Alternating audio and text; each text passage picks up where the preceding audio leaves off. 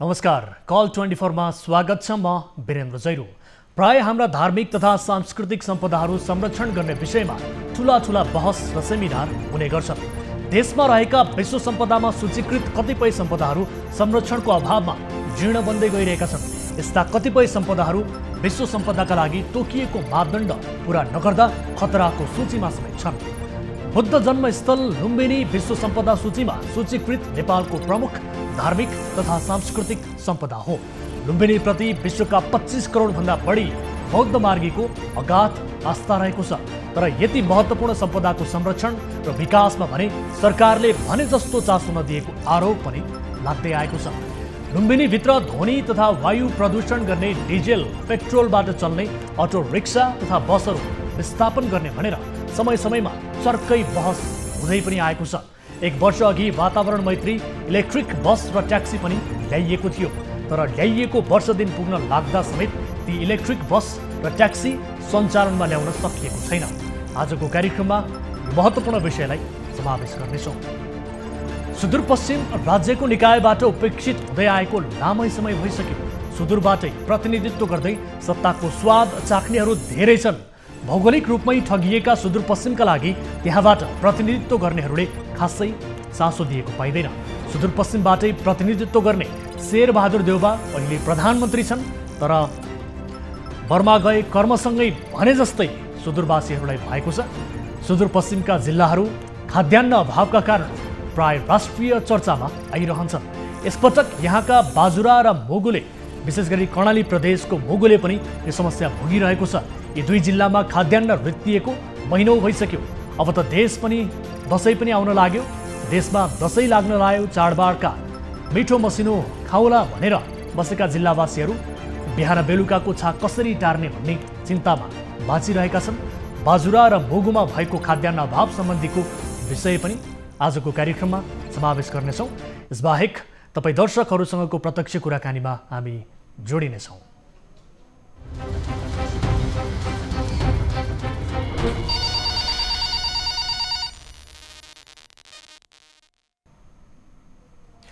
Call 24 को नयाँ श्रृङ्खलामा उपस्थित भइसकेका छौँ। आज पनि विभिन्न विषयसहित कार्यक्रममा उपस्थित छौँ। तपाईँहरूले हाम्रो हेल्प डेस्कमा गर्नुभएको गुनासो र सँगसँगै कार्यक्रममा प्रत्यक्ष रूपमा गर्नुभएको गुनासोहरूलाई फलोअपका रूपमा हामी त्यसलाई समाधान उन्मुख बनाउने कोसिस गरिरहेका छौँ र निरन्तर फलोअप गर्दै सम्बन्धित निकायको ध्यानाकर्षण पनि कार्यक्रम मार्फत प्रत्यक्ष रूपमा गराउने कोसिस गर्दै आएका छौँ। कुनै आपद विपदमा पर्नु भएको छ भने तपाईँले हाम्रो टोल फ्री नम्बर 1660 011 2424, एनसेल नम्बर 9801 72424 र एनटिसी अर्थात् भाइबर नम्बर 9884 011 037 मा तपाईँले कल गर्न सक्नुहुनेछ।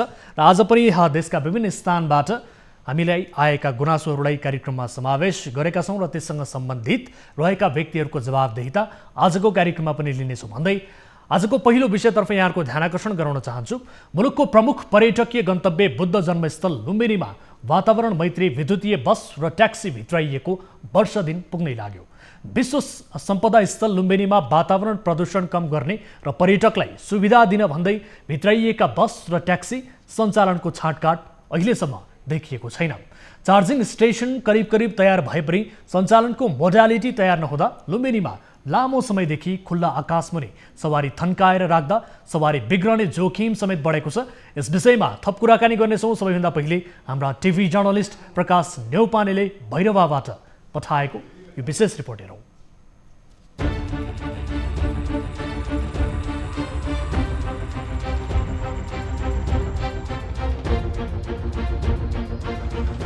एक विद्युतीय बस र ट्याक्सी लुम्बिनीमा यसरी रोकिराखेको 10 महिना बढी समय भयो। भैरवास्थित गौतम बुद्ध अन्तर्राष्ट्रिय विमानस्थलबाट विश्व पर्यटकीय स्थल लुम्बिनीसम्म पर्यटक र तीर्थयात्रीलाई ल्याउन लैजान बस र ट्याक्सी प्रयोग गरिने योजना छ। तर लामो समय नचलाएर खुल्ला आकाशमुनि राख्दा खिया लाग्ने, पाटपुर्जामा समस्या आउने र टुटफुट हुने जोखिम बढेको छ। सुरुमा जाँच गरिए पनि अहिले ती सवारी प्राविधिक रूपमा ठिक छन् छैनन् भनेर जाँच पास गरिएको छैन। सवारी साधन यत्तिकै थन्काएर राख्दा समस्या आउने प्राविधिक बताउँछन्। विद्युतीय सवारी साधन यहाँ ल्याइएपछि लुम्बिनी विकास कोषले सञ्चालनको योजना बनाउन थालेको थियो। तर सञ्चालनको ठोस मोडालिटी अझै बनाइसकेको छैन। सबभन्दा पहिले चाहिँ लुम्बिनी प्रदेशसँग हामीले चाहिँ व्यापक बहस गऱ्यौँ। त्यहाँ यातायात व्यवस्था विभागका महानिर्देशकज्यूहरू, मुख्यमन्त्रीज्यूहरू पनि, त्यहाँका पर्यटन मन्त्रीज्यू, यातायात मन्त्रीज्यूहरूसँग पनि बसेर हामीले चाहिँ प्रदेश सरकारले चाहिँ ग्रेटर लुम्बिनीमा चाहिँ यी गाडीहरू चलाउँदा के कस्तो हुन्छ भन्ने विषयमा पनि एउटा चाहिँ जस्तै भारतहरूमा पनि चाहिँ प्रदेश सरकारको निगम भन्ने हुन्छ, त्यो हिसाबमा पनि हामीले बहसहरू गर्दा त्यसो गर्नुभन्दा लुम्बिनी विकास कोषबाट चाहिँ बोलपत्र माध्यमबाट अथवा अरू कुनै माध्यमबाट चाहिँ यो सवारी साधनहरू दिँदा उपलब्ध हुन्छ, राम्रो हुन्छ भन्ने राय आयो। विकास कोष आफैले विद्युतीय सवारी सञ्चालन गर्न सक्ने अवस्था नरहेको बताउँदै आएको छ। कोषले टेन्डर आह्वान गरी सवारी सञ्चालन गर्न निजी कम्पनीलाई दिने मनसाय बनाएको छ। गत वर्ष चीनबाट 2 लटमा गरेर 5 बस र 14 ट्याक्सी लुम्बिनी ल्याइएको हो। त्यसयता यी सवारी साधन लुम्बिनी स्थित विद्युतीय चार्जिङ स्टेसनको पार्किङमा थन्क्याएर राखिएको छ।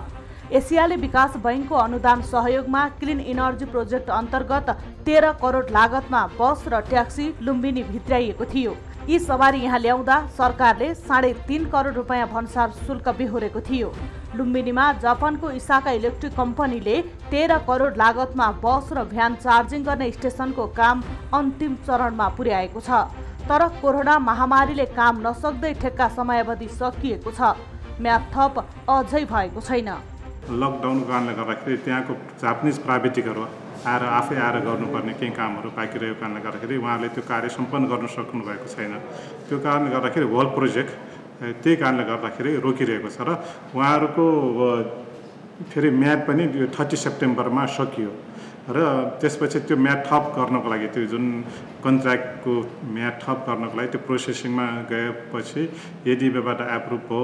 अनि एडिबीबाट एप्रुभ भइसकेपछि फेरि नेपाल गभर्मेन्ट र यो एडिबीको जुन एग्रिमेन्ट अनुसार फेरि त्यो एग्रिमेन्टलाई नेपाल गभर्मेन्टले इन्डोर्स गर्नुपर्ने भएकोले क्याबिनेटबाट त्यो ढिला हुँदाखेरि यो सबै कार्यहरू ढिला भएको हो। मध्यनजर गरेर विद्युतीय सवारी ल्याइएको हो, तर समयमै सञ्चालन नगर्दा यत्तिकै बिग्रेर जाने हुन् कि भन्ने चिन्ता बढेको छ। दर्शक महानुभावहरू, जुन उद्देश्यले विशेष गरी लुम्बिनी एउटा पर्यटक स्थल, बुद्धको जन्मस्थललाई वातावरण मैत्री बनाउने र प्रदूषण मुक्त बनाउने भन्ने किसिमको एउटा पवित्र उद्देश्य राखेर ल्याइएको यो इलेक्ट्रिक बस वा ट्याक्सी अहिले यसरी थन्किएको अवस्थामा छन्, जहाँ राज्यको 13 करोड लगानी लागेको छ। त्यसबाहेक सरकारले 3.5 करोड रुपैयाँ त भन्सार शुल्क मात्रै बेहोरेको छ।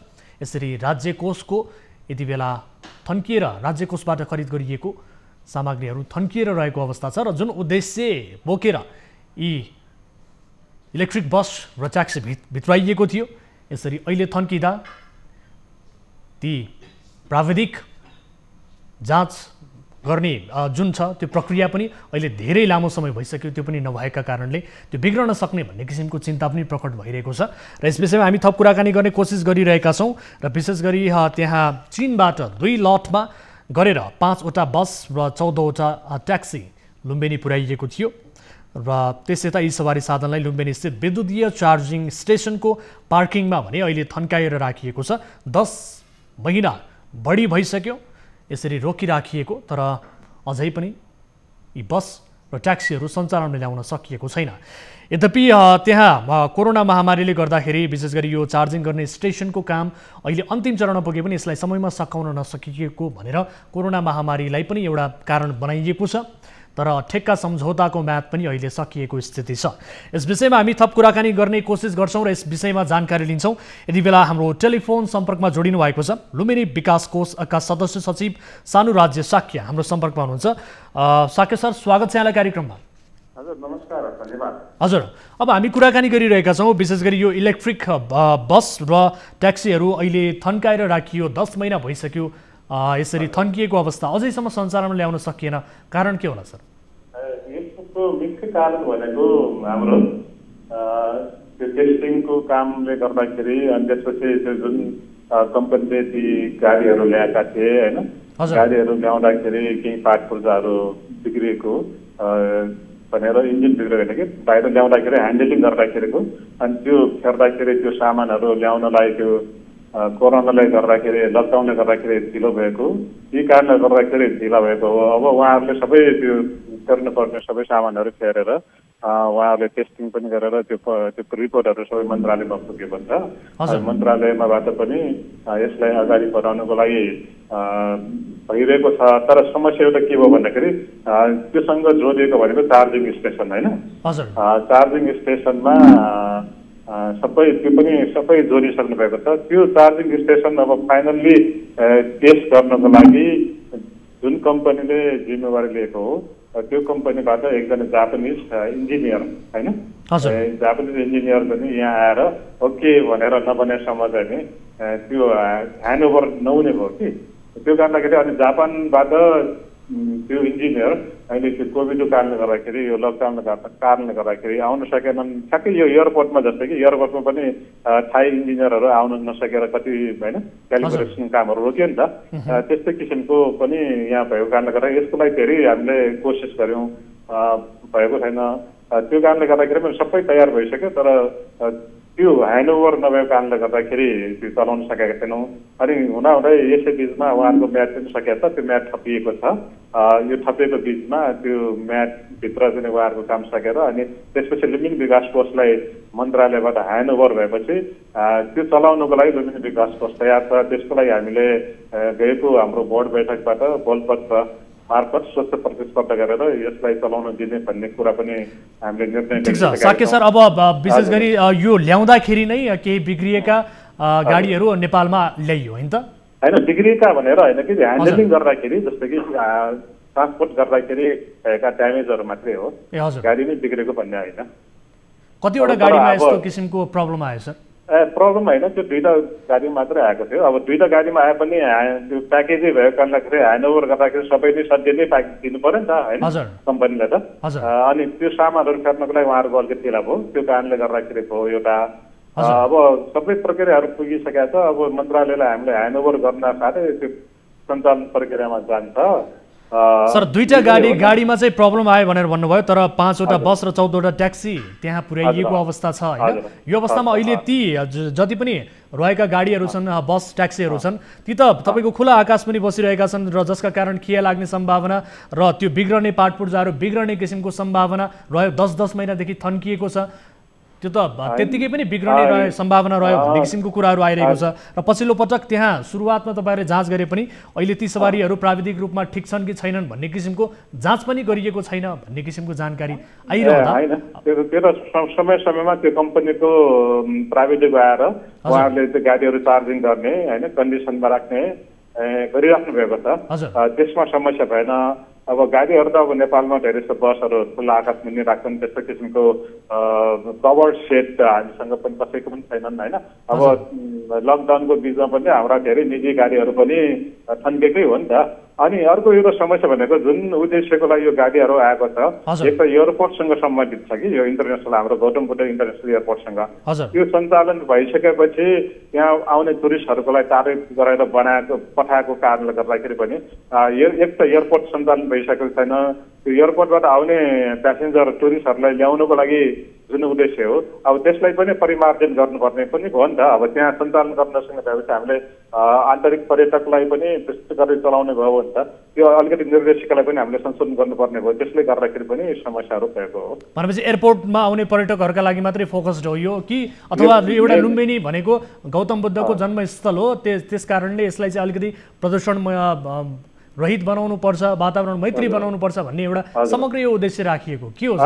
तपाईँले भन्नुभएको जस्तै अर्को उद्देश्य त पक्कै पनि लुम्बिनीमा हामीले अब यसरी ग्रिन इनर्जीको गाडीहरू मात्र चलाउन प्रोत्साहन गर्ने, जसले गर्दाखेरि भविष्यमा यो पोल्युसन फ्री होइन एरियाको रूपमा डेभलप गर्ने उद्देश्यका साथ नै एउटा यो दक्षिण एसियाली पर्यटक पूर्वाधार आयोजना मार्फत एडिबीको त्यसबाट यो टोकनको रूपमा यी गाडीहरू आएका हुन्। त्यसैले अनि त्यो एडिबीले यहाँ ल्याउँदाखेरि अब भैरवमा हाम्रो गौतम बुद्ध इन्टरनेसनल एयरपोर्ट बन्छ, त्यहाँ टुरिस्टहरू आउँछन्। ती टुरिस्टहरूले लुम्बिनीमा घुम्दाखेरि ग्रिन इनर्जी होइन एउटा पोल्युसन फ्री भएको भेहिकलमा चढ्दाखेरि उहाँहरूलाई पनि आनन्द आउँछ, उहाँहरूले पनि गौरवान्वित हुन्छन्। लुम्बिनीमा बुद्ध जन्मेको ठाउँमा उहाँहरूले पोल्युसन गर्नु परेनन् भन्ने किसिमको त्यो उद्देश्य हुन्छ भनेर त्यो एयरपोर्टसँग जोडिएको हो कि। हजुर हजुर सर अब एउटा संशय चाहिँ आम मानिसमा के पैदा भएको छ भने विशेष गरी यस्ता थुप्रै दृष्टान्त छन् राज्य कोषको करोडौँ लगानी लागेर यस्ता सामग्रीहरू भनौँ न विभिन्न क्षेत्रमा काम लाग्ने सामग्रीहरू नेपाल भित्राइन्छ ल्याइन्छ तर ती प्रयोगविहीन अवस्थामा रहेर त्यत्तिकै थन्किएर बिग्रने यो राज्य कोषको यसरी नाश हुने किसिमको अवस्था थुप्रै दृष्टान्तहरू छन् त्यही संशय यसमा पनि पैदा भएको छ तपाईँ के भन्न चाहनुहुन्छ सर अब हुन्छ नि भन्छ नि त हामीलाई पनि हामी नेपालीहरूलाई माल पाएर के ताल पाएको भन्छ नि त होइन त्यसैले त्यो अवस्था नआओस् होइन समयमै सञ्चालन गर्न पाओस् भनेर हामीले मन्त्रालयसँग पनि एकदमै यो सम्बन्धमा पत्रचार गरिरहेका छौँ उहाँहरूले चाहिँ प्रत्येक मिटिङमा हाम्रो मन्त्रालयमा यसलाई अब छिटो सञ्चालन गरौँ भन्ने किसिमले पनि कुरा गरिरहेका छौँ सचिवज्यू पनि सकारात्मक हुनुहुन्छ यसलाई छिटो टुङ्ग्यौँ भन्ने किसिम उहाँहरू लाग्नु भएको छ अलिकति यो प्राविधिक कारणले गर्दाखेरि अब त्यही त हो नेपालको समस्या त्यो कारणले गर्दाखेरि अलिक ढिला भएको हो हामी लुम्बिनी विकास कोष त तयारी छ अब लुम्बिनी विकास कोषलाई भन्नुहुन्छ भने अब जबसम्म हामीलाई ह्यान्डओभर हुँदैन अहिले ती बसहरू भनेको त हाम्रो एरियामा पार्किङ गरिराखेको मात्रै भनेर बुझ्नुहोस् कि हामीलाई हाम्रो तपाईहरुको स्वामित्वमा त्यो आइसकेको छैन तपाईहरुको अधीनमा आइसकेको छैन तपाईहरुको जिम्मेवारीमा आइसकेको छैन नि त हजुर अब यो कहिलेसम्म आउँछ तपाईहरुको यो तपाईहरुले पनि फलोअप गरिरहनु भएको होला अक्टोबर भित्रमा आउँछ भन्ने किसिमको कुराकानी भइरहेको छ हजुर हैन अक्टोबरतिर आयो भने हामी त्यसपछि टेन्डर प्रक्रिया मार्फत यसलाई सञ्चालनको लागि हामी आह्वान गर्छौं अब यो जापानको इसाका इलेक्ट्रिक कम्पनीले जुन 13 करोडको लागतमा चाहिँ यो बस र भ्यान चार्जिङ गर्ने स्टेशनको काम गरिरहेको छ यसमा पनि अब तपाईले बताए अनुसार कोरोना महामारीले केही काम गर्न सकिएन सम्झौता अनुसार र ठेकाको म्याद पनि सकियो भनेर भन्नुभएको छ तर अझै पनि तपाईहरुले म्याद थप्नु भएको छैन यसका लागि तपाईहरुले के योजना बनाउँदै हुनुहुन्छ यो चार्जिङ स्टेशनको काम चाहिँ कहिले सम्पन्न हुन्छ म्याद थप्ने भन्दा पनि यो म्याद थप्ने अधिकार पनि हामीसँग छैन लुम्बिनी विकास कोष यो डाइरेक्ट हाम्रो मन्त्रालय मार्फत हुन्छ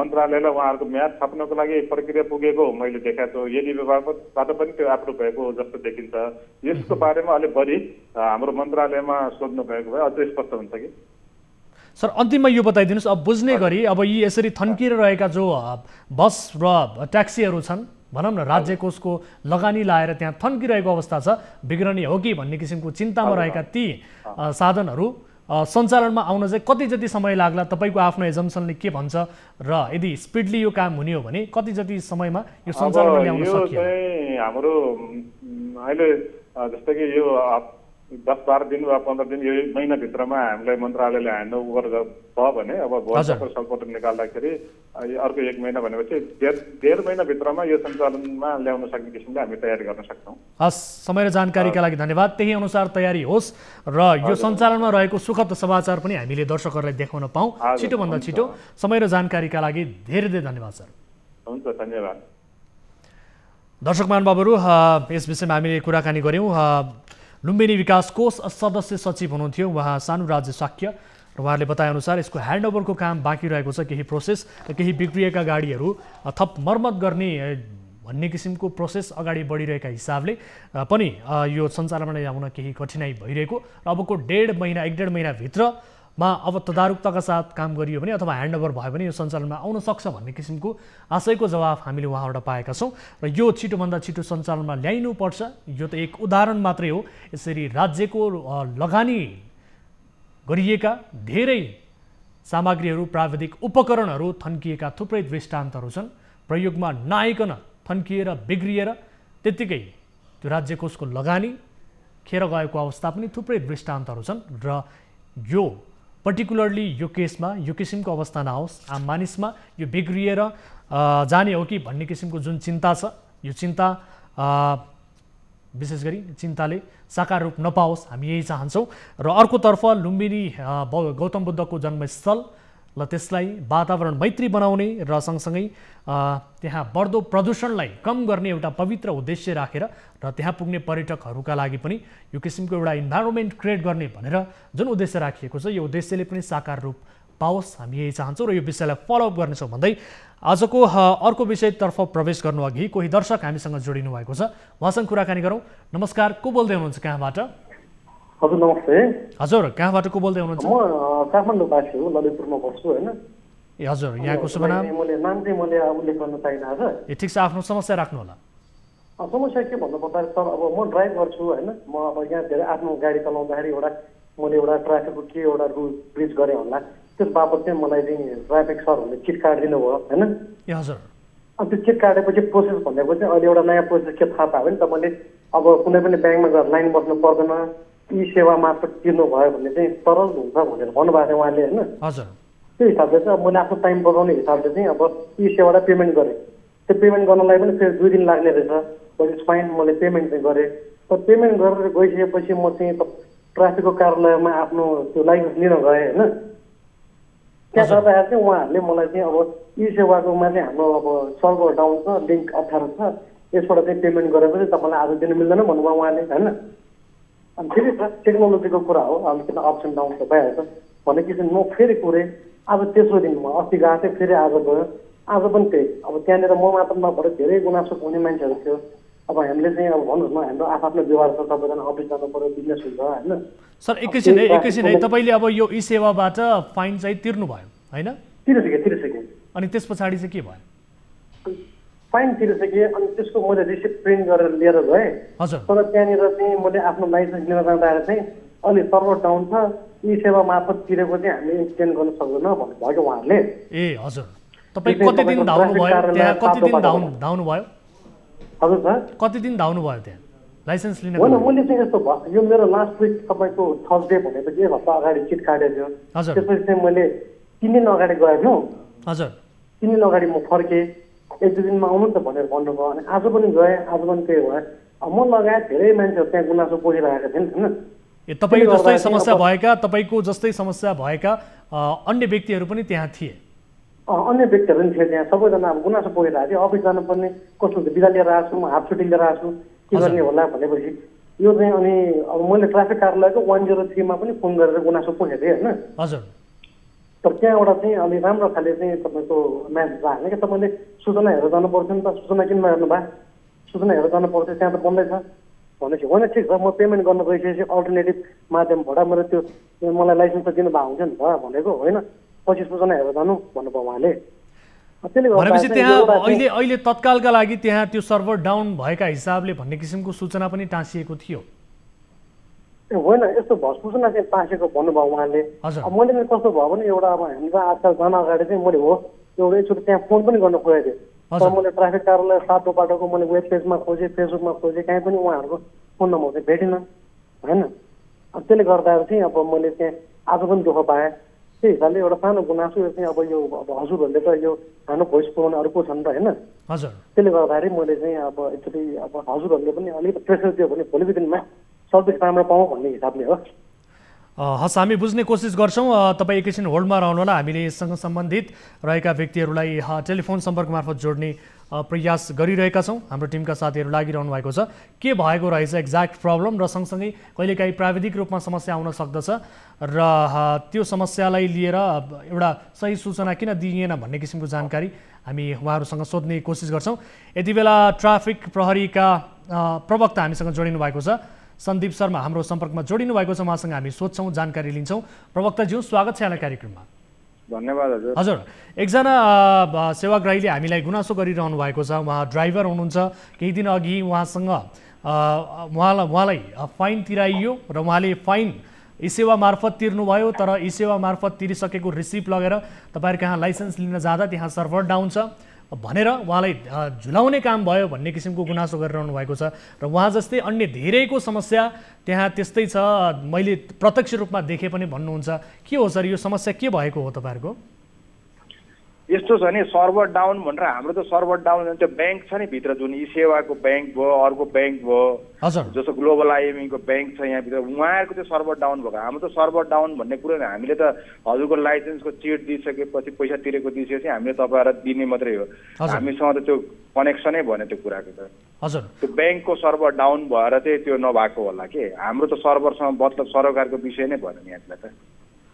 भनेपछि लाइसेन्स लिन तपाईँहरूका त्यो रकम के अरे ई सेवा मार्फत तिरेका व्यक्तिहरूले रिसिभ लगेर गयो भने सहजै रूपमा पाइरहेछ? सहजै एकदमै, त्यसमा केही छैन। हजुरलाई त्यस्तो केही भयो, कसैलाई केही भने 2 नम्बर कोठामा सिधै आएर मलाई भेट्दा पनि हुन्छ। म 2 नम्बर कोठामै हुन्छु। त्यही रिसिप्ट जहाँनिरबाट मान्छेले लाइसेन्स ब्लु बुक लिन्छ त्यही कोठामा टाँसिएको कोठा छ, 2 नम्बर कोठा। उहाँहरूलाई बिहान 10 बजेदेखि बेलुका 5 बजेसम्म जुन हाम्रो कार्यालय समयभित्र गरिने सम्पूर्ण कार्यहरू चाहिँ हामी त्यही कोठा मार्फत पनि हामी उहाँहरूलाई थप सेवा दिन पनि सक्छौँ।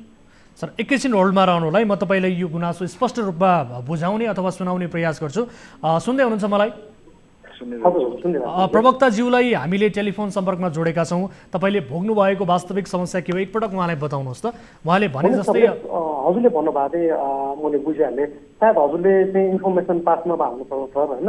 हजुर मैले ई सेवाबाट चाहिँ पैसा तिरेर ई सेवाको रिसिप्ट पनि लिएरै गएको थिएँ। रिसिप्टै लगेर जानुभएको थियो? तपाईँले रिसिप्ट लगेरै जानुभएको थियो? रिसिप्ट लिएरै गएको छु मैले 3 डेज अगाडि। मैले सेप्टेम्बर 19 2021 को डेटको मैले रिसिप्ट लिएर गएको थिएँ। त्यतिखेर चाहिँ उहाँहरूको अब इन्टरनल्ली उहाँहरूको सायद सर्भर लिङ्क होला नि त, त्यही हिसाबले चाहिँ हामीले ई सेवाको चाहिँ हामीले अहिले इन्टरटेन गर्न सक्दैनौँ, हाम्रो सर्भर डाउन छ भन्नुभयो उहाँले। ठिकै छ नि त, अब टेक्नोलोजी आएछ राम्रै कुरा हो, टेक्नोलोजीमा अप्स एन्ड डाउन हुन गइहाल्छ भन्ने के छ भने फर्क्यो। तर अब सेकेन्ड टाइम भयो सर होइन, सेकेन्ड टाइम भइसकेपछि अब त्यहाँ फर्किनु पर्दा चाहिँ अलिकति छिटो चाहिँ हामीलाई गाह्रो भयो। यही मार्फत उहाँलाई के भन्न चाहँदैन, उहाँलाई त्यतिको समस्या रहेछ भने यहाँबाट गएर हजुरलाई भेट्नुभन्दा सिधै यहीँ 2 नम्बर कोठामा मलाई भेट्न भनिदिनुहोस् न है, अर्कोचोटि आउनुभयो भने। सर उहाँले 2 दिन त्यहाँ पुग्नुभयो, अब तपाईँलाई भेट्नुपर्छ भन्ने उहाँलाई त्यतिसम्मको आइडिया भएन छ होला र उहाँले कार्यक्रममा कल गरिरहनु भएको छ। गेटमै बोर्ड राखेको छ हामीले, केही कुनै समस्या भयो भने प्रवक्ता सञ्जीव शर्मालाई आफ्नो गुनासो चाहिँ राख्न सक्नुहुन्छ भनेर गेटमै हाम्रो ठुलो होर्डिङ बोर्ड छ, मलाई त्यो पढेर चाहिँ भित्र आउनुहोस् भनिदिनुहोस् न है। हस् उहाँको समस्याबारे बुझिदिनु होला र समाधानका लागि पहल गरिदिनु होला। समय र जानकारीका लागि प्रवक्ताज्यू यहाँलाई धेरै धेरै धन्यवाद दिन चाहन्छु। हस् थ्याङ्क यू सो मच। र सुन्दै हुनुहुन्छ प्रवक्ताज्यूले तपाईँलाई भेट्नका लागि भन्नुभएको छ र तपाईँको समस्या उहाँले समाधान गर्छु पनि भन्नुभएको छ। एकपटक गएर भेट्नु होला है त। हजुर थ्याङ्क यू। हस् 2 नम्बर कोठामा चाहिँ तपाईँले गएर उहाँलाई भेट्नु होला। हस् धन्यवाद। दर्शक महानुभावहरू कुनै पनि आपद विपदमा पर्नु भएको छ, कुनै समस्या भोगिरहनु भएको छ भने तपाईँको समस्या सक्दो हामी समाधान उन्मुख बनाउने समाधान गर्ने कोसिस गर्नेछौँ। हामी आफै समाधान गर्ने होइन, तर त्यसका लागि मध्यस्थकर्ताको भूमिका जरुर निर्वाह गर्नेछौँ। सम्बन्धित निकायलाई ध्यानाकर्षण गराउनेछौँ, जानकारी गराउनेछौँ र त्यसको जवाबदेहिता लिनेछौँ। तपाईँले हामीलाई कार्यक्रममा सहभागिता जनाएर आफ्ना समस्याहरू, आफ्ना गुनासोहरू र समाजमा वरपर भएका कुनै पनि गलत गतिविधि विरुद्ध रिपोर्ट गर्न सक्नुहुनेछ। अब अर्को विषय, भौगोलिक विकटतासँगै रोग भोक र अशिक्षाको अभाव खेप्दै आएको मुगुमा खाद्यान्न अभाव भएको लामै समय भइसक्यो। करिब 6 महिना यता जिल्लाका खाद्यान्न बिक्री केन्द्रहरू रित्तै छन्। सरकारी खाद्यान्न बिक्री केन्द्रहरू यसरी रित्तो हुँदा जिल्लावासी चर्को मूल्यमा निजी व्यापारीसँग खाद्यान्न किन्न विवश छन्। उता सुदूरपश्चिम स्थित बाजुरामा पनि खाद्यान्न अभाव उस्तै छ। बाजुराको सदरमुकाम मार्तरे डिपोमा चामल सकिएपछि बिक्री गर्न नसकिने सूचना टाँस गरी डिपो नै बन्द गरिएको छ। दसैँ नजिकै गर्दा लामो समयदेखि खाद्यान्न अभाव झेल्दै आएका दुवै जिल्लावासीको चिन्ताको ग्राफ वात्तै बढ्दै गएको छ। बाजुराबाट टिभी जर्नलिस्ट निमेन्द्र शाही र मुगुबाट टिभी जर्नलिस्ट दानबहादुर बुढाले पठाएको यो रिपोर्ट हेर्नुहोस्। आर्थिक वर्ष 2077-78 सालमा ल्याइएको खाद्यान्न सकिसकेको र आर्थिक वर्ष 2078-79 सालको नयाँ खाद्यान्न ढुवानी प्रक्रियामा ढिलाइ भएको हुँदा हिमाली जिल्ला मुगुमा दसैँको मुखमा खाद्यान्नको चरम अभाव हुने भएको छ। जिल्लामा रहेका सोरुकोट खाद्यान्न डिपो, कालै बिक्री केन्द्र, श्रीकोट डिपो, रातापानी बिक्री केन्द्र, पुलु डिपो कार्यालय रित्तै हुनुका साथै शाखा केन्द्र गमगढी बजारमा पनि खाद्यान्नको अभाव देखिएको हुँदा मुगु जिल्लावासी अहिले बजारमा चर्को मूल्य तिरेर खाद्यान्न खरिद गर्न बाध्य छन्। 1200ले पाउने हो, हामी 1200ले खान्छौँ भने अहिले 25-26 हालेर खान्छौँ भने हेर्नु। अहिले बजारको चामल बजारको चामल खान्छौँ भने एक प्याकको हेर्नु अहिले 25-26 हालेर खान्छौँ। अहिले त्यो खाद्यमा हेर्नु चामलको एक दाना छैन भन्नु, एक दाना नहुँदाखेरि अब हामीले मुङ्गे चामल खाइराखेको छ। अब लगभग 2 भइगयो त 3 महिना जति भइगयो न। हजुर अब तपाईँ सरकारले दिएको छ भन्छ, हामीले पाएको छैन, गरिब जनताको त्यसै छ।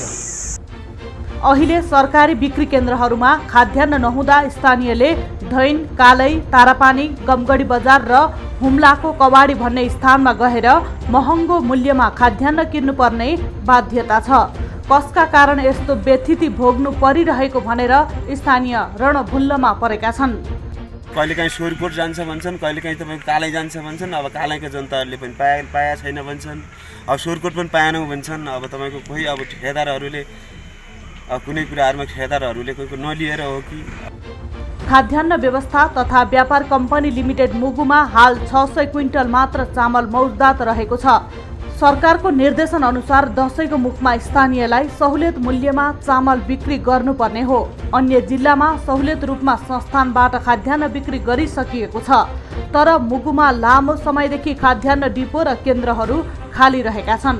गत वर्षको सबै खाद्यान्न ढुवानी भई वितरण भइसकेको र आर्थिक वर्ष 2078-79 को खाद्यान्न ढुवानीको लागि केन्द्रीय कार्यालयमा ढुवानीको लागि आशय पत्र खोलिसकेको र अबको केही दिन अर्थात् आउँदै गरेको दशैंभन्दा अगाडि नै मुगुमा रहेको सबै खाद्यान्न डिपो बिक्री केन्द्र सबै स्थानमा खाद्यान्न पुर्याउने गरी प्रक्रिया अगाडि बढिरहेको र गत आर्थिक वर्षमा मुगुका रातापाली डिपोमा मात्र ठेकेदारको कमजोरीले ढुवानी हुन नसकेको, अन्य स्थानमा ढुवानी भई वितरण भइसकेको खाद्य व्यवस्था तथा व्यापार कम्पनी लिमिटेड मुगुका सूचना अधिकारी पुष्कर भामले बताएका छन्। ढुवानी नभएको भने रातापानी बिक्री केन्द्रमा मात्र हामीले विभिन्न चाहिँ चरणमा हामीले यहाँ जिल्ला खाद्य व्यवस्था समितिको निर्णय गर्दा पनि केन्द्रलाई प्रदेशलाई पत्रचार गर्दा पनि त्यहाँ चाहिँ ढुवानी कार्य ठेकदारले ढुवानी गर्न सकेन। उसको चाहिँ अब धरौटी जफत गरेर कारबाही भयो होला, त्यो त्यहाँ मात्र चाहिँ भयो। अन्य सम्पूर्ण डिपो तथा बिक्री केन्द्रहरूमा ढुवानी भएर बिक्री वितरण भइसकेको हुनाले त्यहाँ अब पछिल्लो समय चाहिँ यो साउनबाट मौसम सकिएको हुनाले खाद्यान्न अभाव चाहिँ त्यहाँ अलिकति अभाव भन्दैन बजारको चाहिँ छ होला। अब हाम्रो संस्थानको खाद्यान्न सहुलियत अलि सस्तो हुन्थ्यो, त्यो खाद्यान्न अलि अभाव। त्यस्तै बाजुराको सदरमुकाम मार्तडी डिपोमा चामल सकिएपछि 4 स्थानीय तहको लागि खाद्यान्न वितरण गर्नको लागि कोल्टीमा रहेको खाद्य डिपोले 1 महिना अघिदेखि नै बिक्री बन्द गरेको छ। सदरमुकाम आवत जावत गर्ने साफे मार्तडी सडक खण्ड र मार्तडी कोल्टी सडक खण्ड बर्सातले भत्काएको 2 महिनासम्म पनि सञ्चालन नहुँदा खाद्यान्न ढुवानीमा समस्या हुँदा खाद्य व्यवस्था तथा व्यापार कम्पनी लिमिटेड कोल्टी शाखामा चामल अभाव भएको हो। अहिले मार्तडी र कोल्टीमा गरी जम्मा 65 क्विन्टल मात्र चामल बाँकी छ। त्यो कैदीबन्दीहरूका लागि पनि नपुग्ने भएपछि बन्द गरिएको हो। संस्थानमा चामल सकिएपछि स्थानीय महँगो चामल किनेर खान बाध्य भएका छन्। खाद्य व्यवस्था तथा व्यापार कम्पनी लिमिटेड कोल्टी शाखामा मोटो चामल 1 केजीको 48 रुपैयाँ पर्छ भने बजारमा सोही चामलको प्रति केजी 70 रुपैयाँ भन्दा बढी पर्छ। बाजुरामा आफ्नो उत्पादनले 3 महिना मात्र खान पुग्ने जनसङ्ख्या 40% मात्र छन्।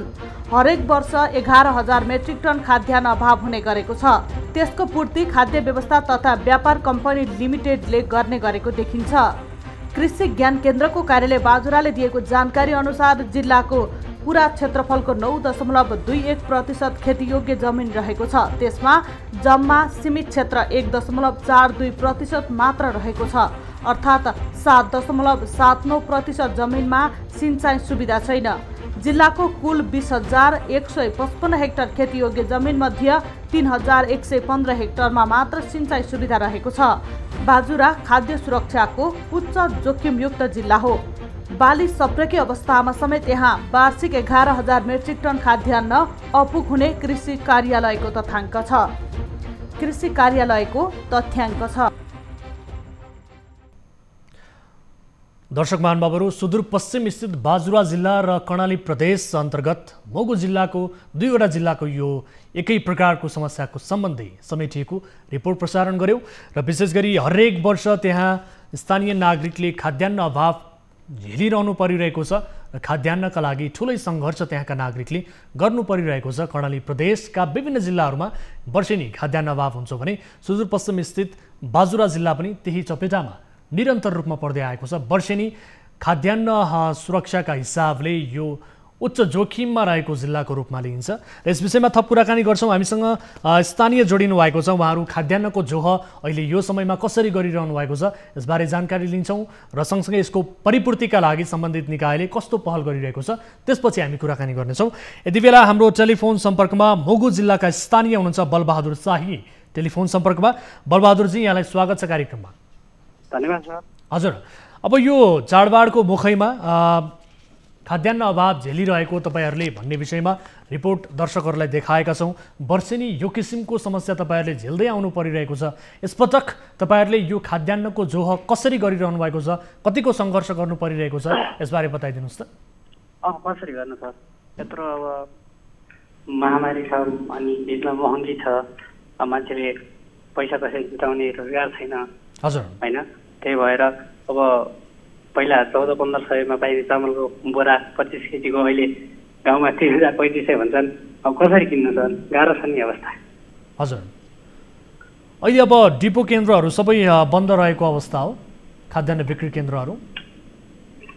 अब डिपो खै बन्द छैन सर, बन्द त्यो चामल आए पनि बेचेरै बिचबाटमा खाइदिन्छन्।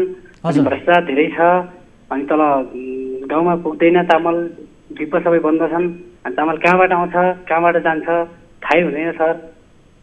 भनेपछि गाउँका लागि भनेर अथवा त्यो जिल्लाका लागि भनेर जुन खाद्यान्न पठाइन्छ त्यो पारदर्शी रूपमा चाहिँ त्यहाँसम्म पुग्दैन तपाईँहरूसम्म भन्ने किसिमको गुनासो हो। कमी होइन, हरेक कुरा टावर पनि छैन, यहाँ यस्तो भयो, नेटको सुविधा छैन, कसरी थाहा पाउने? गाउँघरका सोझा किसान मान्छेले खेत गरेर जानुपर्छ होइन, त्यति थाहा पनि त हुँदैन नि सर।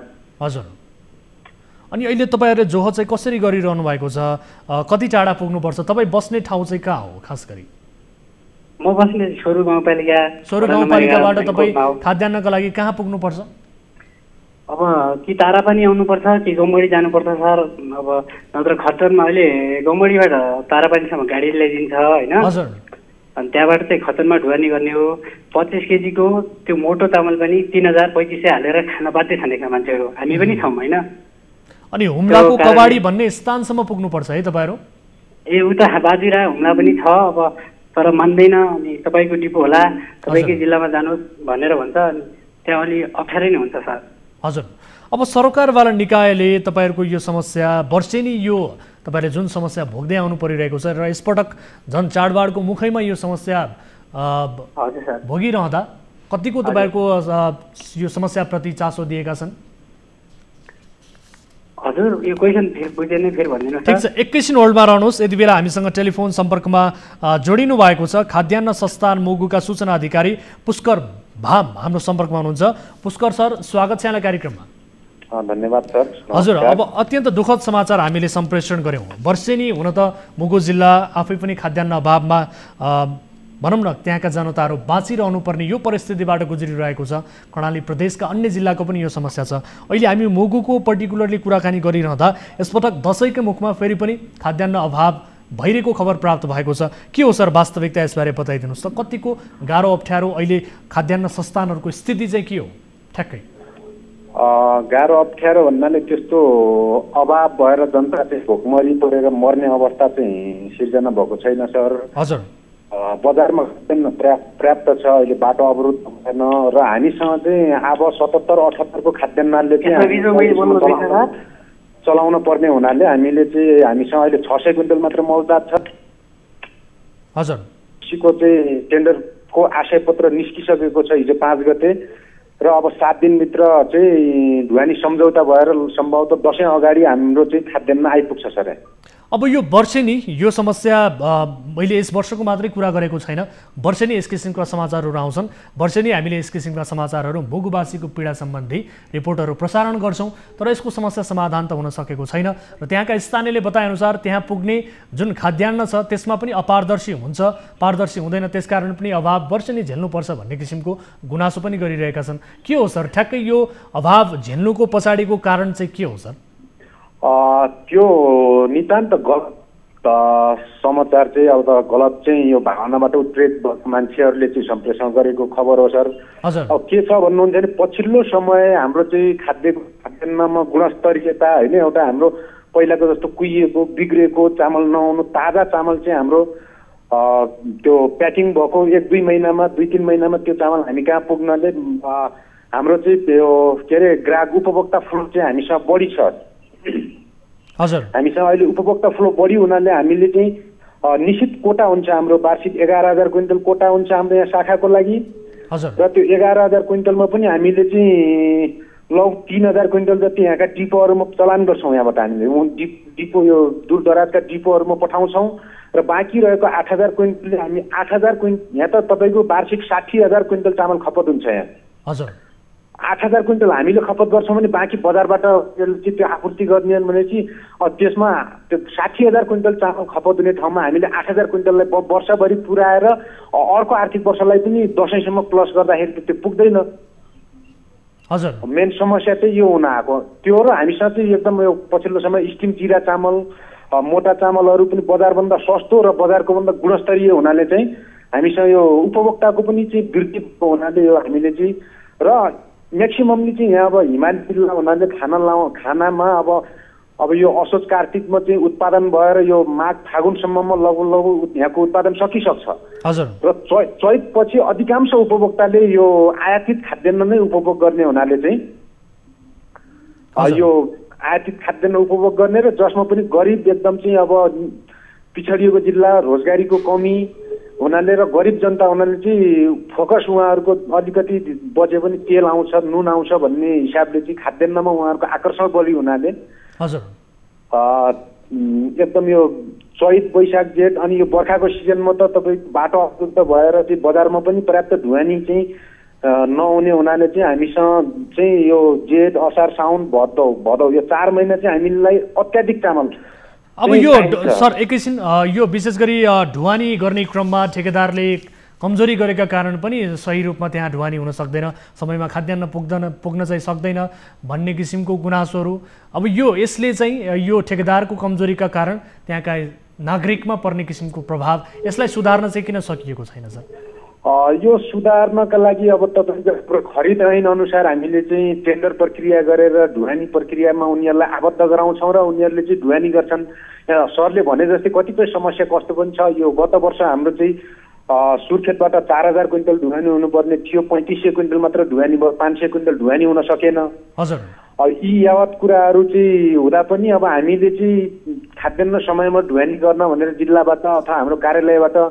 हामीले प्रदेश कार्यालय सङ्घीय हाम्रो चाहिँ केन्द्रीय कार्यालयहरूलाई हामीले पत्रचार गरेको केन्द्रीय कार्यालयले पहल गरेको ढुवानी ठेकदारहरूले चाहिँ पर्याप्त ढुवानी नगरिदिँदा पनि उनीहरूले सम्झौता गरेको कोटा अनुसार समयमा ढुवानी नगरिदिँदा पनि एउटा त्यो समस्या आउँछ र अर्को मुख्य समस्या भनेको अब हामीले हाम्रो असार मसान्तसम्म चाहिँ ढुवानी सम्झौताको समयावधि हुन्छ त्यो समयावधिमा हामीले चाहिँ सञ्चय गरेर राख्ने जति खाद्यान्न हजुर उहाँसँगको टेलिफोन बढी खाद्यान्न खपत हुने कारणले गर्दाखेरि हाम्रो चाहिँ यो अलिकति समस्या चाहिँ सिर्जना हुन्छ र सम्भवतः हामीले चाहिँ निर्णय गरेर असोज 15 गते अगाडि नै चाहिँ खाद्यान्न ढुवानीको व्यवस्था प्रबन्ध मिलाइदिन भनेर चाहिँ हाम्रो कम्पनीको प्रादेशिक कार्यालय सुर्खेत र प्रधान कार्यालय काठमाडौँलाई चाहिँ हामीले जिल्ला खाद्य व्यवस्था समिति मुगुको निर्णय र हामी यहाँ कार्यालयको लेटर प्याडमा हामीले पत्रचार गरी पठाइसकेका छौँ र त्यहाँबाट पनि हाम्रो समन्वय भइरहेछ र दसैँ अगाडि हाम्रो खाद्यान्न यहाँ आपूर्ति हुन्छ हामीले जनतालाई सेवा सुविधा उपलब्ध गराउँछौँ। अब तपाईँहरूले विशेष गरी अब सरकारले निर्देशन दिए अनुसार अब यो दसैँको मुखैमा चाहिँ स्थानीयलाई सहुलियत मूल्यमा चामल बिक्री वितरण गर्नुपर्ने जुन छ यसअनुसार तपाईँहरूले खाद्य संस्थानबाट बिक्री पनि गरिसक्नु भएको अवस्था छ त्यो पनि सकिएको छ तर पनि स्थानीय नागरिकहरू गमगढी बजारमा विशेष गरी लामो समयदेखि यो चर्को मूल्यमा खाद्यान्न खरिद गर्नुपर्ने बाध्यतामा छन् त्यहाँका नागरिकहरू र टाढा टाढा हिँडेर भए पनि तारापानी गमगढी बजार र हुम्लाको कबाडी भन्ने स्थानसम्म त्यहाँ खाद्यान्नका लागि जौका लागि पुग्नुपर्ने बाध्यतामा छन्। अब यो दसैँमा खाद्यान्न परिपूर्ति गर्नका लागि तपाईँहरूले के आश्वासन दिन चाहनुहुन्छ स्थानीय नागरिकहरू यो चाडबाडको मुखैमा खाद्यान्नको अभाव जुन झेलिरहेका छन् उनीहरूलाई ढुक्क चाहिँ कसरी पार्ने सर कि अब अभाव हुँदैन परिपूर्ति हुन्छ चाडबाड सही तरिकाले मिठो मसिनो खाएर बित्छ भन्ने किसिमको एउटा आश्वासन चाहिँ कसरी प्रतिबद्ध चाहिँ कसरी दिन चाहनुहुन्छ उहाँलाई कसरी बनाउन चाहनुहुन्छ ढुक्क हामीले चाहिँ आउने हाम्रा आम उपभोक्ता वर्गहरूलाई पनि हामीले भनेका छौँ हामीसँग चाहिँ 1000 क्विन्टल सहुलियतमा वितरण गर्नको लागि खाद्यान्न कोटा छुट्याएर आएको छ प्रधान कार्यालयबाट र हामीले 15 गतेबाट त्यो सहुलियत पसल सञ्चालन गर्ने भनेका छौँ। 15 गते अगाडि खाद्यान्न आपूर्तिको व्यवस्था मिलाइदिन हामीले चाहिँ कम्पनीको प्रादेशिक कार्यालय मैले अघि पनि सरलाई भने प्रादेशिक कार्यालय र प्रधान कार्यालयलाई हामीले परिपत्र र जिल्ला खाद्य व्यवस्था समितिको निर्णय पठाइसकेका छौँ। उहाँहरू पनि लागिरहनु भएको छ ठेका टेन्डरको आशय पत्र निस्किसकेको छ सम्भवतः 2-4 दिनमा हाम्रो अब खाद्यान्न ढुवानी प्रक्रिया प्रारम्भ हुन्छ। हामीले चाहिँ असोज 15 गतेबाट सहुलियत पसल सञ्चालन गर्छौँ। आम उपभोक्तालाई चाहिँ अनावश्यक दसैँको लागि पछि अभाव हुन्छ कि भनेर बजारबाट अथवा महँगो हालेर अन्त कतैबाट खाद्यान्न सञ्चय नगर्न अनुरोध गर्दै हामी चाहिँ असोज 15 गतेदेखि चाहिँ सहुलियत पसल सञ्चालनमा ल्याउँछौँ भनेर चाहिँ आम उपभोक्तालाई हजुरको टेलिभिजन मार्फत हामी चाहिँ आश्वासन पार्न चाहन्छौँ र केन्द्रीय कार्यालय लगायत प्रादेशिक कार्यालयलाई पनि खाद्यान्न ढुवानीको बन्दोबस्त यथाशीघ्र गरिदिन हुन चाहिँ हजुरकै टेलिभिजनबाट चाहिँ अनुरोध गरेर स्वीकृत ढुवानीकर्ताहरूले पनि हाम्रो जिल्लाको समस्यालाई मध्यनजर गरिकन समयमै दसैँ अगाडि नै खाद्यान्न ढुवानी गराइदिन हुन मैले अनुरोध गरेँ सर। सर अन्तिममा मलाई यो बताइदिनुहोस्, अब एउटा तपाईँ खाद्यान्न संस्थानको जिम्मेवार व्यक्ति हुनुहुन्छ, तपाईँले विशेष गरी वर्षेनी मुगुमा देखिएको यो खाद्यान्न अभावको समस्या कसरी चाहिँ समाधान हुन सक्छ, कमजोरी ठ्याक्कै के हो भन्ने विषयमा के भन्न चाहनुहुन्छ छोटोमा चाहिँ? त्यसमा हामीलाई मैले भन्दाखेरि हामीलाई यो जुन 11,000 क्विन्टल कोटा खाद्यान्न छुट्याइएको छ यसमा अलिकति कोटा पनि वृद्धि हुनपर्छ सर। एउटा माग हाम्रो यहाँ हामीले चाहिँ अहिलेसम्म गरेको मध्यनजर र अर्को कुरा हामीलाई ढुवानीमा चाहिँ अत्याधिक जोड दिएर यो वैशाख जेठको समयमा हामीले चाहिँ सञ्चय गर्न सक्ने जति हाम्रो यहाँ 3,000 क्विन्टल क्षमताको गोदाम छ। 3,000 क्विन्टल क्षमताको गोदाम हाम्रो जेठमा भरिभराउ भयो भने त्यो खाद्यान्नले हामीले चाहिँ दसैँसम्म पुर्याउन सक्छौँ, जति पनि बिक्री गर्न सक्छौँ। यो साउन महिनाकै तथ्याङ्क म तपाईँलाई भन्दाखेरि साउन महिनामा मात्र हाम्रो 1,500 क्विन्टल खाद्यान्न यहाँ हामीले शाखा कार्यालय मुगुबाट 1,500 क्विन्टल खाद्यान्न आम सर्वसाधारणलाई वितरण गऱ्यौँ। हाम्रो माग त्यति थियो एकै महिनामा मात्र। एक महिनामा 1,500 क्विन्टल टेन्टेटिभ जान्छ भने हामीलाई 12 महिनामा बेच्नलाई कमसेकम टेन्टेटिभ हामीलाई 12,000 क्विन्टल खाद्यान्नको आवश्यकता पर्छ बाहिर पठाउनेका अलावा। त्यति भयो भने यो खाद्यान्नको समस्यालाई चाहिँ समाधान गर्न सकिन्छ। हस्, म समय र जानकारीका लागि यहाँलाई धन्यवाद दिन चाहन्छु सर। धन्यवाद सर। र यही विषयमा हामीसँग कुराकानी गर्नका लागि जोडिनु भएको छ यति बेला मुगु जिल्लाका प्रमुख जिल्ला अधिकारी हुनुहुन्छ चन्द्रबहादुर शिवाकोटी हाम्रो सम्पर्कमा। स्टुडियो साहब स्वागत छ यहाँलाई कार्यक्रममा। अब हरेक वर्ष जस्तै यसपटक पनि मुगुवासीले खाद्यान्न अभाव झेल्नुपर्ने बाध्यता आइलाग्यो, त्यसमाथि दसैँ यो चाडबाडको मुखैमा सर, यसलाई तपाईँले कसरी लिनुभएको छ, कसरी यसको व्यवस्थापन गर्ने सोच्नु भएको छ सर? यहाँले भने जस्तो त्यो खाद्यान्नको अभाव भयो यो कुरा होइन। यो नेपाल खाद्य संस्थानको डिपोसँग नभएको हो। बजारमा खाद्यान्न पर्याप्त मात्रामा छ। अब खाद्य संस्थानले दिएको सुविधाको खाद्यान्नका लागि चाहिँ हामीसँग डिपोमा अहिले पर्याप्त मौजात छैन। यसको लागि खाद्य संस्थानले यथाशक्य छिटो अब उपलब्ध गरायो भने त्यहाँ बिक्री वितरण हुने कुरा एउटा हो। खाद्यान्न अभाव भन्दा चाहिँ बजारमा हाम्रो नियमित रूपमा सडक यातायातबाट बजारमा व्यापारीहरू ल्याउने बेच्ने त्यो भइरहेको छ। हिजो जुन जसरी चाहिँ बिक्री वितरण हुन्थ्यो आज पनि भइरहेको छ। यो बर्खाले कुनै असर गरेको छैन। हामीले बाटो समयमा खुलाउने गरेका छौँ यहाँ समस्या हुँदा पनि। त्यसरी त्यस्तो खालको होइन, तर राज्यले दिएको सुविधा अन्तर्गतको यो सुपथ मूल्य पसलबाट बिक्री वितरण गर्न पर्ने खाद्यान्नको चाहिँ खाद्यको डिपोसँग अभाव भएको छ। त्यही त लामै समयदेखि त्यहाँ अभाव भइरहेको छ। खाद्यान्न डिपो र केन्द्रहरू यति बेला खाली रहेको अवस्था छ भनेपछि त्यहाँका नागरिकहरू त चर्को मूल्य तिरेर यति बेला खाद्यान्नको जोग गर्नुपर्ने बाध्यता, त्यसमाथि निकै भनौँ न एक हिसाबले समय खर्चिएर टाढा टाढा जानुपर्ने, स्थानीयले धैन, कालै, तारापानी, गमगढी बजार, हुम्लाको कवाडी भन्ने स्थानसम्म पुग्नुपर्ने यो किसिमको बाध्यता त वर्षेनी आइलागेको छ नि। यसलाई समाधान गर्नुपर्ने भनौँ न एक हिसाबले निकायले किन गर्न सकिरहेको छैन? यो अभाव वर्षेनीको अभावलाई यो छुटकारा पाउने किसिमको वातावरण किन बन्न सकेको छैन? तपाईँलाई के लाग्छ कसरी हामीले यसबाट छुटकारा पाउने सर त्यहाँका नागरिक? यस विषयको जानकारी तपाईँले खाद्य व्यवस्था कम्पनी लिमिटेडमा बुझ्नु होला। उहाँसँग हामीले बुझ्यौँ। तपाईँलाई के लाग्छ? तपाईँले एज एउटा जिल्लाको अभिभावक भइसकेपछि चर्को मूल्य भन्ने नै भएन। हामीले असार साउनदेखि रेगुलर रूपमा एउटै मूल्यमा बजारमा खाद्यान्न उपलब्ध भइरहेको छ। त चर्को दसैँको लागि भनेर छुट्टै खालको प्राइसिङ त भएको छैन होइन। बजारमा उपलब्ध भएको चामलमा खाद्यान्न संस्थानसँग र यसमा भएको 1-1.5 रुपियाँ फरक पर्छ एउटा बोरा चामलमा होइन। अब त्यो उहाँहरूले बजारमा त हामीसँग अभाव सिर्जना भएको यो नपाएको वृद्धि भएको त्यो त छैन।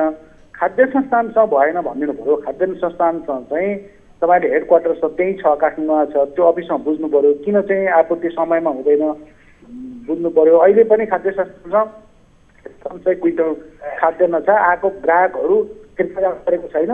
सुपथ मूल्य पसल सञ्चालन गर्न सकेको मात्रै हो। त्यसको आधारमा त्यो 300-400 क्विन्टलको आधारमा सुपथ मूल्य पसल सञ्चालन गर्न सकिँदैन। नियमित उहाँहरूले दिने काम दिइरहनु भएको छ खाद्यान्न। हस्, हामीले उहाँसँग पनि कुराकानी गरेका छौँ। उहाँहरूले आफ्नो समस्याबारे र किन चाहिँ आपूर्ति हुन सकिरहेको छैन भन्ने सन्दर्भमा हामीलाई जवाब दिइसक्नु भएको छ। समय र जानकारीका लागि यहाँलाई धेरै धेरै धन्यवाद श्री साहब। हस्, धन्यवाद। र सँगसँगै दर्शकबिन अब हामी लाग्छौँ बाजुरातर्फ। बाजुराको समस्याको विषयमा पनि छोटो रूपमा जानकारी लिन्छौँ। हामीले रिपोर्टमा समावेश गरेका थियौँ। यति बेला बाजुराका स्थानीय जनेश भण्डारी हाम्रो टेलिफोन सम्पर्कमा हुनुहुन्छ। भण्डारीजी, यहाँलाई स्वागत छ कार्यक्रममा। धन्यवाद। हजुर, अब यो खाद्यान्न अभाव भएको विषयमा हामीले रिपोर्ट प्रसारण गऱ्यौँ। बाजुराको पनि वर्षेनी उस्तै किसिमको समस्या हो। भर्खरै हामीले मुगुको समस्याका विषयमा कुराकानी गऱ्यौँ। अब बाजुरामा अहिले खाद्यान्नको अभावको अवस्था के हो, तपाईँहरू कसरी जोह गरिरहनु भएको छ, यसबारे बताइदिनुहोस् त। बाजुराको कोल्टी लगायत जिल्ला सदरमुकाममा रहेको खाद्य डिपो लगायतका 3वटा डिपोमा चाहिँ खाद्य सकिएको 2-3 महिना भइसक्यो। यहाँ सरकारले कुनै पनि ध्यान दिएको छैन। हिजो मात्रै हामीले एउटा चाहिँ यहाँ नागरिक सेवा प्रचार मञ्चको बैठकबाट हामीले निर्णय गऱ्यौँ। हामीले खाद्य डिपोलाई चाहिँ पनि चामल माग गर्ने र चाहिँ जिल्ला प्रशासन कार्यालय मार्फत गर्ने कुरा भयो र एकदमै गाह्रो छ। अब बाटो बन्द भएको 3-4 महिना भएको छ अरूको, त्यसले गर्दाखेरि चाहिँ तत्काल चाहिँ सरकारलाई भन्दाखेरि के भन्छन् भने बाटो खोलेपछि मात्रै चामल आउने भन्ने कुरो भइरहेछ। बाटो मान्छे भोग्ने बन्न लागिसकेका छन्।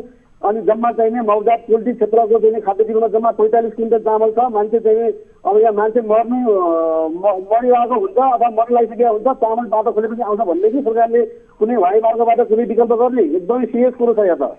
हजुर, अब यो चाडबाडको मुखैमा तपाईँहरूले कसरी जोह गरिरहनु भएको छ त? विशेष गरी अब महँगो मूल्यमा किनेर खानुपर्ने बाध्यता यो हरेक वर्ष तपाईँहरूलाई आइलाग्छ होइन? ठ्याक्कै यसको समस्या चाहिँ के हो? के कारणले गर्दाखेरि यस्तो समस्या आफूहरूले झेल्नु परिरहेको छ भन्ने तपाईँलाई लाग्छ? होइन, समस्या के भने यहाँ समस्या हल्को चाहिँ के हुन्छ भने समयमा चाहिँ टेन्डर हुँदैन होइन? त्यसले गर्दाखेरि चाहिँ जस्तै बाजुरामा खाद्य कति चाहिँ उत्पादन हुन्छ वर्षेनी त्यसको चाहिँ समयमा आँकडा निकालेर अनि कति चाहिँ वर्षमा कति खाद्य कोटा चाहिने हो त्यसको चाहिँ त्यो कोटा चाहिँ सरकारले चाहिँ समयमा चाहिँ विनियोजन गर्ने, रकम विनियोजन गर्ने। त्यो रकम विनियोजन गर्दाखेरि चाहिँ कम्तीमा चाहिँ समयमा टेन्डर गर्ने नभइकन तपाईँको चाहिँ बाजुरामा बाटो चल्ने भनेको मात्र चाहिँ कार्तिकदेखि तपाईँको चाहिँ वैशाखसम्म मात्रै हो। त्यसपछि चाहिँ बाटो 7 महिना बन्द हुन्छ। त्यो बन्द हुने समयमा भन्दा पहिला नै कम्तीमा चाहिँ यहाँ खाद्य आउनुपर्नेमा कहिले ठेकेदारको कमजोरी देखाउने, कहिले चाहिँ सरकारको कमजोरी देखाउने र चाहिँ कहिल्यै पनि चाहिँ कोटा चाहिँ सूचीको कोटा चाहिँ यहाँ चाहिँ ढुवानी हुँदैन प्रत्येक वर्षमा। हो, त्यसो लागि अब नागरिकको अनुरोध दियो भने समयमा कोटा कायम होस्, समयमा चाहिँ त्यो खाद्य ढुवानी होस्। ढुवानी नगर्नलाई सरकारले कारवाही गरोस्, न कि मान्छेले चाहिँ एउटा खाना पाउने चाहिँ अधिकारबाट वञ्चित ल्याओस् भन्ने हाम्रो आग्रह हो। हस्, ठिक छ, एकैछिन होल्डमा रहनु होला। यति बेला हामीले टेलिफोन सम्पर्कमा जोडेका छौँ बाजुरा जिल्लाका खाद्य डिपो प्रमुख हुनुहुन्छ मेघराज ओझा हाम्रो सम्पर्कमा। मेघराज सर, स्वागत छ यहाँलाई कार्यक्रममा। धन्यवाद। हजुर, अब यो खाद्यान्न अभाव भएको डिपोमा भन्ने किसिमको जानकारी आयो, खबर प्राप्त भयो, रिपोर्ट प्रसारण गऱ्यौँ। अब अहिले ठ्याक्कै अवस्था के हो सर? लामो समयदेखि डिपोमा खाद्यान्नको अभाव छ र स्थानीय नागरिकले चर्को मूल्यमा खरिद गर्नुपर्ने, चाडबाडको मुखैमा खाद्यान्नका लागि सकस बेहोर्नुपर्ने भन्ने किसिमको गुनासो गरिरहेका छन्। के हो वास्तविकता? अहिले शाखाले बाजुरा मार्चडीमा चामल 50 क्विन्टल, हजुर, गहुँ 100 क्विन्टल हो। गहुँको बिक्री नियमित रूपमा भइरहेको छ।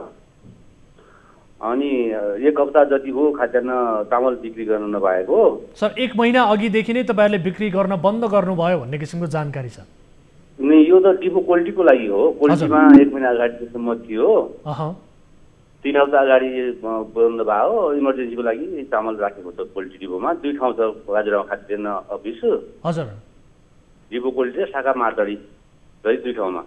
त्यसैले अब उता क्वालिटीबाट अहिलेलाई वितरण गर्न सकिएको छैन। यहाँबाट 1-1.5 हप्ता जति भयो बन्द भएको। अब चामल बन्द भएको, गहुँको बिक्री नियमित छ।